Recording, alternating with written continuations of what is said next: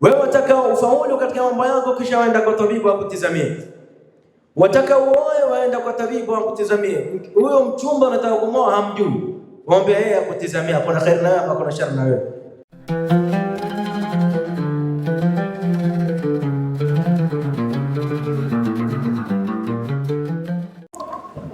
Assalamu alaykum wa rahmatullahi wa barakatuh. Mimi wasipendi salamu ya kinyonge, salamu ya ambayo ni tahia ya ahli aljanna. Nawaambia kila siku Waislamu, salamu ni zawadi ambayo Allah tabaraka wa taala amewapea umma wa Kiislamu, na ni katika mambo kama ilivyothubutu katika hadithi. Mayahudi wanatuonea wivu sisi Waislamu kwa kuwa sisi tumpewa salamu. Sasa Muislamu ukipewa salamu waitikia kama umekula spaghetti ujipata chapati. Assalamu alaykum wa rahmatullahi wa barakatuh. Kidogo ama bado chapati hajaingia ndani. Mshairi wetu anatuambia bana, yuwapenda chapati utamia asubuhi. Alhamdulillah. Alhamdulillah rabbil alamin, wa sallallahu wa sallim wa barik ala المبعوث رحمة للعالمين نبينا وحبيبنا وقائد غر المحجلين صلى الله وسلم وبارك عليه وعلى آله ومن سار على نهجه واهتدى بهداه استنى بسنته إلى يوم الدين. وبعد. Profesa amezungumza maneno mengi mazuri, lakini nikastaajabu sioni wengi wetu wakiwa pengine na peni ama wakiwa na vibuku wakiandika fawaid. Na hapa tumkuja kusoma. Unajua sisi tuko maskuli ama tuko ma university, time yote tunashughulisha na dunia yetu pengine. Sasa hizi program tunawekewa ili tuongeze kidogo imani yetu ambao ndio Uislamu wetu tutausoma pengine. Lakini naona sote tuntulia tu ama pengine na wadhania khairi itakuwa vichwa vyenu vihifadhi sana. So vitu vaingia tu kama memory card bila kama extender imefunguliwa, vitu vaingia direct. Mtume mwenyewe mara ya mwanzo alipoanza kupewa wahi akawa yuenda haraka kutoka kuchukua ile Qur'an, lakini Allah ndo akamwambia wacha haraka mtume wangu, la tuharrik bihi lisanaka litajala bihi inna alaina jam'ahu wa Qur'an. Huyo ni mtume sallallahu alayhi wasallam. Lakini sisi pengine kuna haja tujizoeshe kuwa tunaandika hivi vitu, sababu kama ulama wanavyotuambia watu lugha, ma hufidha farra, yale ambayo kwamba unayahifadhi kichwani huondoka, waweza kusahau. Lakini wama kutiba qarra, lakini yale ambayo kwamba huandikwa hubaki, kesho utakuja kukumbuka, pengine utapata faida kwa yale ambayo kwamba umeandika. Na washairi wanatuambia al-ilmu saydun wal kitabatu qayduhu qays suyudaka bil hibal al wathiq famin al hamaqati an tasida ghazalatan wa tad'aha bayna al khalaiq taliq. Kwamba ilmu hii ni kiwindo, kama vile waenda kwa forest utaka kuwinda kitu kamate, pengine kama ni gazali, umeona, na kuandika ndio qaidi yake, kamba ambayo utamfunga huyu mnyama wako pengine ambao umemchukua katika sehemu ambayo kwamba ulikuwa umeenda kumkamata. Ni katika upumbavu kuchukua mnyama wako kisha ukamwacha bila kumfunga. Falidhalika, ikiwa mtu ana uwezo wa kuwa anaandika baadhi ya fawaid, itakunufaisha leo wewe, ama kesho inshallah mwingine anaweza kupata ile pepa ambayo umeandika hizi fawaid ikawa ni sehemu katika khairi. Topic ambayo nimepewa, barakallahu fikum, ni topic muhimu sana, kwa sababu topic zote ambazo mashekhe watazungumza, ikiwa itakosa hii, msiseme nafagilia topic yangu, lakini nawaambia topic zote ambazo ulama watazungumza, kama itakosa hii, basi hizo topic zote zitapotea. Yani hatuwezi kuzungumza kuhusu akhlaq, tukazungumza kuhusu fitan, tukazungumza kuhusu education na kadhalika, kisha huyu mtu akawa amekosa tauhid. Yani mtu ambaye kwamba kama na tabia nzuri kiasi gani, lakini akakosa tauhid, huyo mtu amfeli. Ama mtu akawa na knowledge kiasi gani, akafikia kwa ilmu yake kujua kila kitu, lakini akikosa tauhid, hadha khasran, ampata khasara. Ama yataka kujilinda na fitna, akajilinda na shubha zote na fitan, lakini akakosa tauhid, huyo mtu amefeli. Na hapa topic yangu itakuwa imekwisha, sababu tu ni umuhimu wa tauhid, na tauhid tumeshazungumza kwa ndo muhimu kuliko kila kitu. Kwa hivyo naweza tanka stage sahihi nikaenda, lakini kwa kuwa MC ananiambia dakika zangu bado ziko, niendelee kusimama inshallah. Nitataja baadhi ya nukat ambazo inatuonyesha kwa nini hii ni tauhid ndio msingi na ndio sababu ambayo kwamba kila watu wema walikuwa wakiitumia, ama ndio msingi wa kila kitu kufanikiwa. Jambo la kwanza, barakallahu fikum, tunapozungumza kuhusu tauhid tunazungumza kuhusu kitu ambacho kwamba ni furqan, ndio kinatenganisha baina al-islami wa baina shirk, baina ya Uislamu na baina ya shirk. Yani mtu anapokuwa katika tauhid, huyo mtu moja kwa moja tayari amekwisha salimika na ushirikina, ambao shirki kama Allah subhanahu wa ta'ala anavyotueleza, fa innahu man yushrik billah faqad harrama Allahu alayhi aljanna, yoyote ambaye kwamba atamshirikisha Allah subhanahu wa ta'ala, basi afahamu ya kwamba Allah jalla jalaluhu amemharamishia yeye kuingia peponi, kisha matokeo yake wa mawahu nar, mwisho wake itakuwa ni motoni, wa malidhalimina min ansar, na madhalim ambao watakuwa wamedhulumu nafsi zao kwa kufanya shirki hawatakuwa na mtu ambaye kwamba atawanusuru yaum alqiyama. Allah ametaja dhalimin akikusudia washirikina, kwa sababu Allah subhanahu wa ta'ala ameweka kwamba adhlamu dhulma kubwa zaidi ni shirki, dhulma kubwa zaidi ni shirki. Na ndio maana Allah tabaraka wa ta'ala akawaambia Waislamu, alladhina amanu wa lam yalbisu imanahum bidhulm, hii ni shirki ndani yake. Falidhalika mtu yoyote anapoacha tauhid, huyo ni dhalim. Ndio maana tuzungumza kwamba hii ni tauhid iko na umuhimu mkubwa sana katika maisha ya binadamu. Sababu ya kwanza ambayo inafanya tauhidi kuwa ndio msingi wa muhimu katika maisha ya binadamu na ndiyo sababu kubwa zaidi ya ufaulu ni kwamba tauhid ndio jambo la kwanza ambalo Allah subhanahu wa ta'ala ameliamrisha. Inna awwala ma amara Allah bihi at-tauhid, jambo la kwanza ambalo Allah jalla jalaluhu ameliamrisha ni tauhid. Allah tabaraka wa ta'ala anaeleza ndani ya Qur'an, wama umiru illa liya'budu Allah mukhlisina lahu ad-din hunafa, hatukuamrisha hawa ahlul kitab na binadamu kwa ujumla. Amri kubwa ambayo Allah jalla jalaluhu amewaamrisha, illa liya'budu Allah, wa muabudu Allah tabaraka wa ta'ala. Na ibada haiwezi kuitwa ibada ila itapokamilika ndani yake mambo mawili. Jambo la kwanza, ikhlasul amal lillahi tabaraka wa ta'ala, lile jambo utapolifanya kwa ajili ya Allah tabaraka wa ta'ala, wa hadha huwa lubbu tauhid, na hii ndiyo kichwa ya tauhid. Hinama ta'mal amalaka qasidan liwajhi Allah, pale unapofanya amali yako ikawa umekusudia wajhi ya Allah jalla jalaluhu. Falidhalika Allah alipoamrisha ahlul kitab wamwabudu Allah, manake aliwaamrisha wakuwe na ikhlasi katika ibada yao. Yani sitoshee tu wewe wasali, sitoshee tu wewe wafunga, sitoshee tu wewe wavaa hijab, sitoshee wewe wajihifadhi, wavaa nguo kwamba Allah jalla jalaluhu anaipenda, lakini ikawa lam taqsud bidhalika wajha Allah, hukukusudia wajha Allah tabaraka wa ta'ala fi ibadatik, fa anta khasran inda Allah jalla jalaluhu, wewe utakuwa umpata hasara sana mbele ya Allah tabaraka wa ta'ala. Falidhalika Allah aliwataka watu wafanye ibada wakiwa wamekamilisha msingi mkubwa na nguzo kubwa ya ibada ambayo kwamba ni ikhlasul amal li ajli Allah tabaraka wa ta'ala. Na kisha nguzo ya pili ambayo hupelekea ibada ya binadamu kukamilika ni mutabaa, ni mtu afanye ile jambo kama alivyofanya Mtume sallallahu alayhi wa alihi wasallam.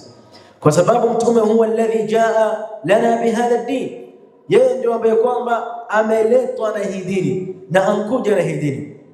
Falidhalika ni ngumu wewe kufuata mafanikio ya sawa ukiacha barabara ya mtume Muhammad alayhi salatu wassalam.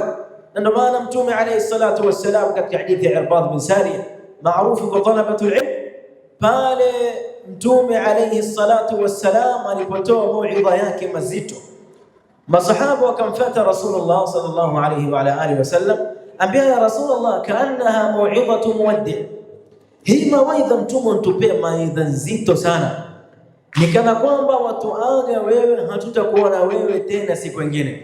Fausina, hebu tupatie usia. Mtume alayhi salatu wassalam katika usia wake ambao kwamba aliwatoa, ambia fa alaykum bi sunnati, lazimianeni na barabara yangu mimi mtume wenu. Falidhalika, ikiwa unataka ibada yako ikuwe sawa, ambayo hii ibada ndani yake inabeba maana ya tauhid, lazima uhakikishe wafanya kama alivyofanya mtume alayhi salatu wassalam.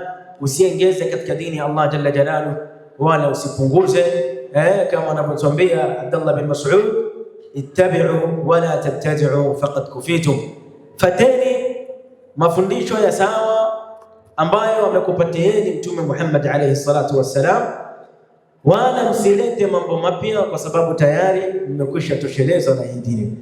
Falidhalika, jambo la kwanza ambalo linatupelekea sisi na kutusukumia sisi kuweza kuifuata tauhid ni kwamba ndio amri ya kwanza ambayo Allah tabaraka wa taala ameiamrisha. Allah jalla jalaluhu yasema kadhalika katika aya nyingine, fa'lam annahu la ilaha illa Allah, tambua wewe binadamu, jambo la kwanza ambalo binadamu yatakikana asome, na hii ilmu ambayo binadamu yafaa asome ni ilmu gani? La ilaha illa Allah, ilmu ambayo kwamba inamfundisha yeye afahamu ya kuwa hapana mola apasaye kuabudiwa kwa haki illa Allah tabaraka wa taala.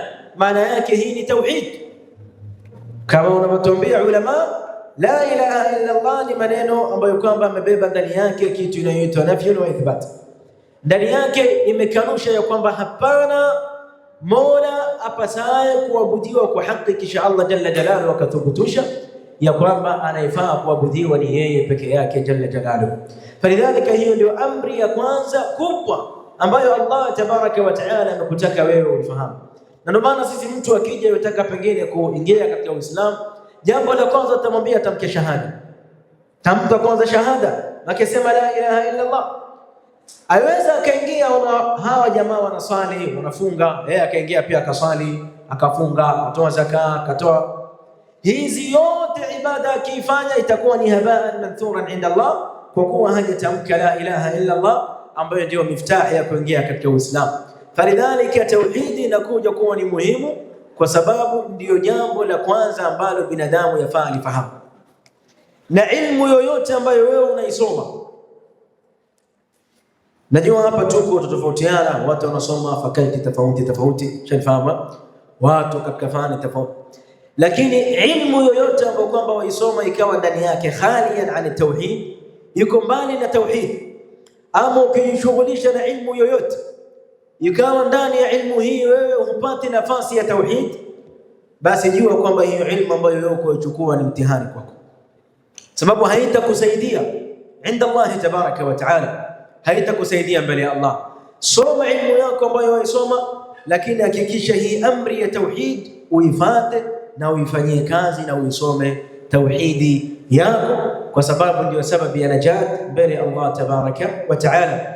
Mtume alayhi salatu wassalam katika mambo kadhalika ambayo yanaonyesha umuhimu wa tauhid kwamba ndo amri ya kwanza, mtume alipomtuma Muadh ibn Jabal, sahaba wake huyu, mtume alimtuma kwenda kufanya da'wa katika miji ya Yaman.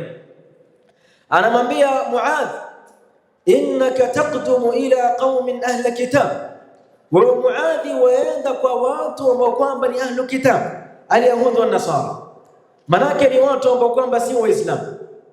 فليكن أول ما تدعوهم أن يشهدوا أن لا إله إلا الله. Ikuwa jambo ya kwanza ambayo wewe walingania kwayo ni kwamba wao washuhudilie kuwa hapana mola apasaye kuabudiwa kwa haki illa Allah, maana yake kwamba wasimamishe tauhidi ya Allah tabaraka wa taala. Na Sheikh al-Islam Ibn Taymiyyah rahimahullah ta'ala akizungumza maneno yake kuhusu tauhid atambia a'zamu ma amara Allah bihi at-tauhid wa a'zamu ma naha anhu ash-shirk, jambo kubwa zaidi ambalo Allah ameliamrisha ni tauhid, na jambo baya zaidi na kubwa zaidi ambalo Allah amelikataza ni shirk. Falidhalika hapa ndio inakuja ahmiyatu at-tauhid, umuhimu wa tauhid, kwamba ndio amri ya kwanza ambayo Allah tabaraka wa taala ameiamrisha. Falidhalika hinama tusal, napoulizwa wewe kuhusu tauhid, waambie tauhid mimi najifunza, sababu hiyo ndio amri kubwa ambayo Allah tabaraka wa taala amenipatia. Na jambo la pili katika mambo ambayo kwamba yanaonyesha kwa nini yukuwa tauhid, jambo la pili ni kwamba tauhid shartun liqabuli al-a'mal, ambao tumegusia mwanzo tukizungumza katika ibada. Tauhid ndio sharti ya kukubaliwa amali yako yote unayofanya. Wa biduni tauhid, bila ya tauhid hakuna amali yako yoyote ambayo utaikuta akhira. Hasa Allah akakulipa kwa amali yako hapa duniani, lakini ukienda akhira mbele Allah jalla jalaluhu unakuta hakuna kitu. Allah jalla jalaluhu anamwambia Muhammad alayhi salatu wassalam, anamwambia watu wake, walau ashraku la habita anhum ma kanu ya'malun, lau hawa watu wako wangefanya ushirikina wakamshirikisha Allah tabaraka wa taala, la habita anhum ma kanu ya'malun, amali yao yote ambayo kwamba walikuwa wafanya ingeharibika. Wakenda mbele Allah jalla jalaluhu, Allah sema waqadimna ila ma amilu min amal faj'alnahu haba'an manthura, wenda kwa Allah jalla jalaluhu na amali zao nyingi wamfanya ukuta mbele Allah ni haba'an manthura. Lesh? Sababu walikosa tauhid, tauhid ambayo ingekuwa ni isma kwao na ni guard kwao, ikawazuia na kuingia katika moto wa Allah tabaraka wa taala. Falidhalika tauhid inakuja umuhimu wake, sababu ndio sharti ya matendo ya mtu kukubaliwa. Na ndio maana Allah tabaraka wa taala katika hadithi al-Qudsi asema, ana aghna shuraka 'an ash-shirk man 'amila 'amalan ashraka fihi ma'iya ghairi taraktuhu wa shirka, mimi najitosheleza, sina haja ya kuwa na mshirika katika mambo yangu. Wewe wataka ufaulu katika mambo yako, kisha waenda kwa tabibu akutizamie. Wataka uoe, waenda kwa tabibu akutizamie. Huyo mchumba unataka kumoa hamjui, waambie yeye akutizamia, kuna khair na wewe, kuna shar na wewe. Ana wewe pia wataka, unamwambia la budda mtu mambo yake yote aelekeze kwa Allah tabaraka wa taala, sababu Allah hana haja ya kuwa na mshirika. Allah mjitosheleza, Allah tabaraka wa taala ghaniyun an nafsi, anjitosheleza mwenyewe na nafsi yake, hana haja ya kuwa na mshirika. Ndio Allah sema, man amila amalan, yoyote ambaye kwamba atafanya amali ashraka fihi ma'iya ghairi, akanishirikisha mimi na kitu kingine, taraktuhu wa shirka, nitamuacha na kile kitu ambacho kwamba yeye ameenda kunishirikisha nacho. Manake Allah tabaraka wa taala atamuacha huyu mtu na watu ambao kwamba ameamua wewe kuwafuata, Allah hatampatia msaada. Sasa kama wataka najat fi dunia, wataka ufaulu duniani, wataka ufaulu akhira, mwelekee Mola wako. Huyo Allah ambaye ankutoa kwa tumbo ya mamako, mwanzo kwa mgongo wa babako, miaka mingi, pengine miaka 25 ama 30, wadunda tu kwa mgongo wa babako, yatembea mgongo wa muuma muumiza huko nyuma, mpaka baadaye ankuja wewe ukaingia kwa tumbo ya mamako miezi 9. Allah pekee yake ndio akulinda. Kisha Allah akakutoa kwa tumbo ya mamako wewe, akakulea mpaka unkuwa sahihi. Ati leo hii wewe waenda kumuomba sokwa Allah tabaraka wa taala. Hii ni akili? Huyo unayemuomba wewe alikuwa wapi time ambapo kwamba wewe ulikuwa kwa tumbo ya mamako? Ndio maana ulama wanatuambia, wa fi kulli ayatin, kila alama ambayo kwamba tunaiona, tadullu ala annahu wahid, inaonyesha ya kwamba Allah tabaraka wa taala ni mmoja na yeye pekee ndio ambaye kwamba anastahili kuabudiwa. Falidhalika jambo la pili ambalo tunalizungumza kwamba ni umuhimu, inakuja ahmiyatu at-tauhid, ni kwamba tauhid ndio sharti ya mja kukubaliwa matendo yake. Na uelewe Muislamu ya kwamba mja anapoenda mbele Allah tabaraka wa taala, a'maluhu la tuqbalu illa bitawhidin khalis, amali yake haikubaliwi na Allah jalla jalaluhu isipokuwa atapokuwa na tauhidi ambayo kwamba intakasika, tauhidi ambayo kwamba iko safi. Sasa sisi vijana, ili tukue na maadili mazuri, lazima tushike vizuri tauhidi. Wallahi, kijana ambaye katika moyo wake atamjaza Allah tabaraka wa taala, huyo kijana hatofeli katika maisha yake. Si tunaona kuna baadhi ya wenzetu pengine amfikiwa na matatizo ya dunia mpaka enda kujinyonga, anajiua kujipotezea uhai. Hadha faqada tauhid, ankosa tauhid. Mtu amfeli class, shaanza kulalama tayari, anaona kama dunia insimama. Lesh hadha? Lau kama katika kifua yako kijana wa Kiislamu utaweka tauhidi ya Allah tabaraka wa taala, wallahi hutafeli katika maisha yako, na utatembea ukiwa unajiamini na unajikubali, sababu ndani ya kifua yako umejaza tauhid, kama walivyokuwa vijana wa masahaba ridwanullahi taala alayhim. Ali ibn Abi Talib radhiallahu taala anhu, Mtume alayhi salatu wassalam atafutwa na washirikina ili auawe. Ali ibn Abi Talib anaenda kulala kwa kitanda ya Mtume sallallahu alaihi wasallam, analala kwa kitanda ya Mtume. Yajua kwamba washirikina wataka kuja kumuua tu, lakini maa dhalik fanama fi sariri rasulillah, akalala kwa kitanda ya Mtume sallallahu alaihi wasallam. Yote kwa sababu tauhidi, naona msia nipata, sababu tauhidi ilikuwa injaa kwa kifua yake. Falidhalika, na wewe kijana wa Kiislamu, idha mala'ta qalbaka wa idha mala'ti qalbaki tauhid Allah, ukijaza kifua yako tauhidi Allah tabaraka wa taala, itakuwa ni sababu ya wewe kutokuwa na hofu hapa duniani hata akhirah. Ndio Allah tabaraka wa taala akamwambia, innal ladhina qalu rabbuna Allah, hakika wale ambao kwamba wasema mola wetu ni Allah, thumma istaqamu, kisha wakawa na msimamo. Huwezi kusema rabbuna Allah, mola wangu ni Allah tabaraka wa taala, kisha ukawa unamwabudu wasiokuwa Allah tabaraka wa taala, kisha ukawa unafanya shirki. La budda, qala rabbuna Allah, qala thumma istaqamu. Nasema tatanazzalu alayhimul malaika, wateremkiwa hawa jamaa na malaika wakati wa kufa kwao. Sasa ambia alla takhafu wala tahzanu, kama tumsikuwa na hofu wala msihuzunike. Wa abshiru bil jannati allati kuntum tu'adun, na chukueni bishara ya mambo mazuri ambayo alikuwa mwahidiwa nyinyi hapa duniani. Alikuwa mwahidiwa ya kwamba mkiwa na tauhid mtafanikiwa duniani na akhira. Naam. Sasa malaika wanakuambia kwamba wewe utafanikiwa. Jamaa anambia dakika zangu zinkwisha, bado dakika 5, maana kama time imenikata sana.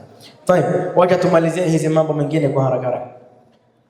Jambo la tatu ambalo linatufanya sisi tukimbilie tauhid, sababu tauhid ndio sababu kubwa inayomfanya binadamu aingie peponi. Hiyo ndio sababu dukhuli aljanna wa najatu minan nar, ndio sababu ya mtu kuingia peponi na kuokolewa na Allah tabaraka wa taala kutokamana na moto wa jahannam.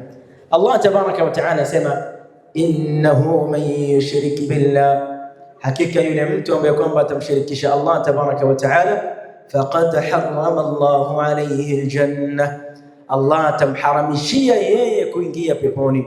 Wa ma'wahu an-nar, huyo bwana ataingia motoni. Wa ma lidh-dhalimin min ansar, madhalim hawana wa kunusuru. Hii aya tumeiashiria pale mwanzo, lakini dalili yetu ambayo tuichukua hapa ni pale Allah aliposema faqad harrama Allahu alayhi aljanna, Allah amemharamishia kuingia peponi mushriki yoyote mushriki, harrama Allahu alayhi aljanna, Allah amemharamishia kuingia peponi. Sasa na wewe jiweke mbali na hili dhambi la shirki kwa aina yoyote, sawa ikawa kuomba asokuwa Allah, sawa ikawa kutegemea asokuwa Allah, sawa ikawa kufanya ibada makaburi yoyote, jiweke mbali kabisa na hili jambo, sababu Allah atakunyima pepo. Na kuna baadhi ya watu wanaogopa kufanya haya mambo ama kufuata tauhid pengine kwa akili ambayo imeingia katika vichwa vyao. Wewe ukifuata hilo ni mtu fulani. La, usiyumbishwe na mtu katika dini yako. Unapokuja katika jambo la dini, kuwa serious, kwa sababu hii ndo huku ndo kuokoka kwako wewe. Ukifeli hapa khalas umfeli. Sasa utaona duniani mashallah mambo yako yote kwa sawa, uenda mbele ya Allah tabaraka taala, wewe ulikuwa waabudu kitu fulani, sasa waanza kulalama. Sasa Sasa bora usimamie tauhid ambayo ikuwa ni sababu ya wewe kuingia peponi. Nimezungumza katika topiki yangu, nimezungumza vitu viwili na nilikuwa na vitu 25, lakini tuomba Allah subhanahu wa ta'ala bimanihi wa karamihi an yaj'alana min alladhina yastami'una alqawla fayattabi'una ahsana. Khairul kalami ma qalla wa dar. Shukran lakum bi istimaikum. Wassalamu alaykum wa rahmatullahi wa barakatuh.